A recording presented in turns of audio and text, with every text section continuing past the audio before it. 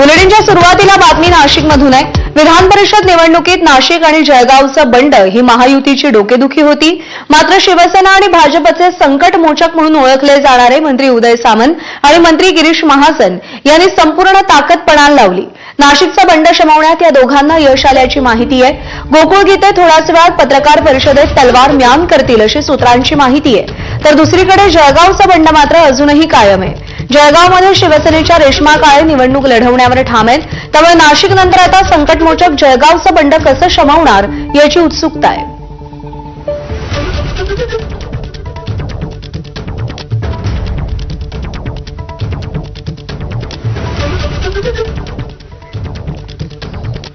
आणि नाशिक विधान परिषदेचे महायुतीचे अधिकृत उमेदवार नरेंद्र दराडे यांच्यासाठी आजचा दिवस महत्त्वाचा आहे।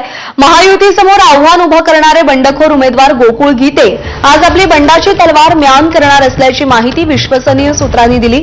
मंत्री उदय सामंत आणि मंत्री गिरीश महाजन थोड्याच वेळात गणेश गीते आणि गोकुळ गीते यांच्या निवासस्थानी जाणार आहेत आणि त्यानंतर नाशिकमध्ये गिरीश महाजन आणि उदय सामंत यांची पत्रकार परिषद होणार आहे। या पत्रकार परिषदेत अधिकृत निर्णय जाहीर केला जाईल। दोन्ही वरिष्ठ नेत्यांच्या पुढाकारानं नाशिकचं बंड थंड करण्यात यश आल्याचं बोललं जात आहे। गोकुळ गीते यांनी निवडणुकीत थांबण्याचा निर्णय घेतला तर नरेंद्र दराडे यांचा विजयाचा मार्ग सुकर होणार आहे।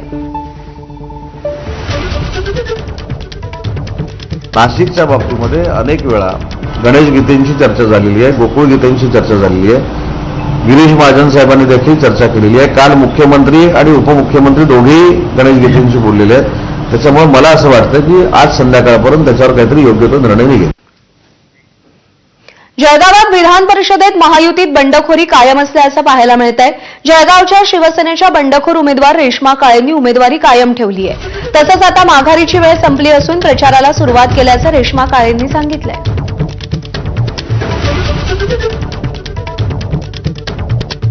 बघा, माघारीची वेळ आपण कधी दिवसापासून बघतोय की संपण्यात आली आहे आणि ते जर पाठिंबा द्यायचं तयारीत आहे तर मी पहिले सुद्धा सांगितलं आहे की त्या गोष्टींवर माझा नेहमीच पहिले आधी विचार राहील आणि त्यानंतर आणि आता गेल्या 3-4 दिवस झाले आहेत माझा प्रचारही चालू झाला आहे।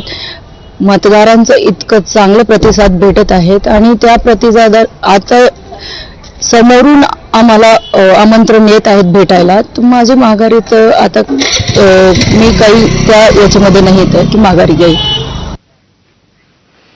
विधान परिषदेच्या अमरावती स्थानिक स्वराज्य संस्था मतदारसंघातील काँग्रेसचे उमेदवार हर्षजित देशमुख यांनी